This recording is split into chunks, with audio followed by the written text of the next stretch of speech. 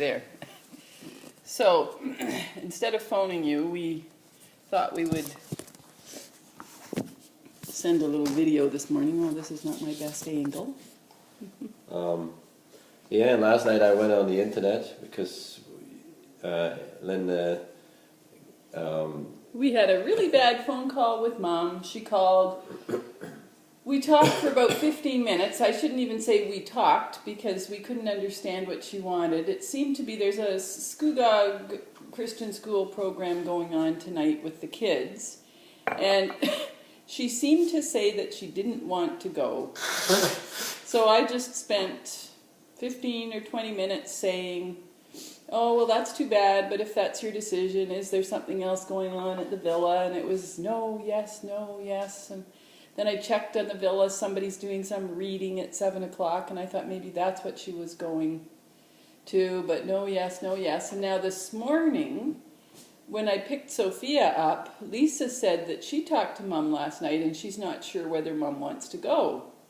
And they offered to drive her. So now I'm thinking maybe what she was saying was that she wants to go, but Lisa's going to drive her, or anyway, that she was worried that we'd both show up to pick her up, and she didn't want to put us to that inconvenience. Possibly that's what she was saying. Anyways, after that, and I went on the internet and I looked up a whole bunch of... there's a whole bunch of websites all about aphasia. And there's all these people sending in about aphasia, and you know, they say what she has is almost worse than being dumb. It's a horrible disease. Dumb as being not being able to speak.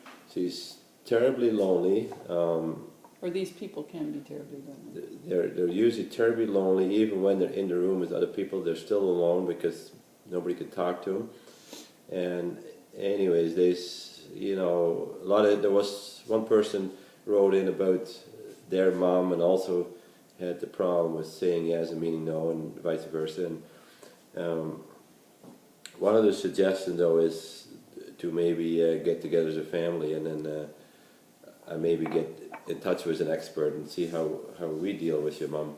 Because there's not much we can necessarily do about your mom, but we can maybe find a better way to deal with her and help her. And we were Sean was just here. Of course, Sean, 31-year-old, he thinks we should get her an iPad, and there's this thing called FaceTime, and he thinks that we just need to get internet in her room, and when you can actually see the person, I have to say that she's a little easier to understand in person than over the phone. So, you know, with an iPad, we could see each other, like it'd be like doing Skype and that. But anyway, you think she's lonely. Yeah, the article said the people that have aphasia are very lonely. There's 4 different kinds. She has, I think, a pretty severe kind, because they all say, like, go for therapy after you've had your strokes, and then a lot of times it comes back. But you miss your mom, it's just, I think it's getting worse slowly on. I think it's getting worse, yeah. So I don't know if she's getting more strokes or it's just age or whatever it is. But I don't know about you. I don't know what your opinion is. You can let us know. But I almost virtually can't understand her.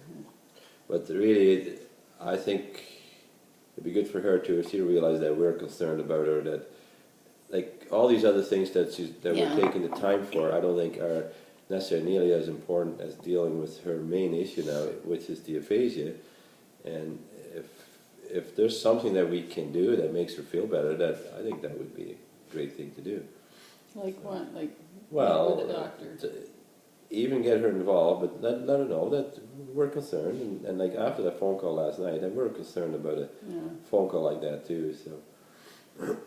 So, anyways, it's just might be a good idea to sometime the 3 of us, or maybe Sean and Rick to talk about it, so we're all kind of on the same page. It's similar to what we did with your dad several times. I mean, we had enough of those discussions with Dad. Yeah, and so I think your mom, maybe it's a little bit forgotten that it just came on, and yeah, it actually came on and got worse while Dad was sick. Yeah. So I think if he hadn't been sick, we would have been noticing it a lot more, and we might have been a little more on top of it. Although, does it say that there's not much you can do? Well, I think, I don't know. The articles seem to indicate if you have the kind that she has, that there's not an awful lot you can do about it. So, which means then we have to deal with her and try to help her and make her life as, in that sense, as comfortable and nice as possible. As much of a quality of life. Yeah. I mean, must be pretty isolating to be there. You know, there's some positives, like say the fitness, where, well, you've even sat in on a class. I imagine you feel a bit of a group, part of a group when you're all doing the same activity, and that doesn't involve talking. But you know, you can only do so much smiling at people, really. I give her a lot of credit for the fact that she goes to the fitness programs. And the Bible in study. her situation, the Bible study, and also going to church every week by herself.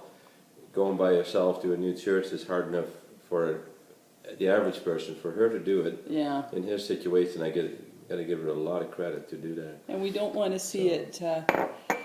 But anyways, Anne, that's sort of our thoughts. We don't want to see that. We want it to be at least that much maintained. Anyway, we thought this was easier than me trying to type it all in an email. Any concluding thoughts? No, that's it.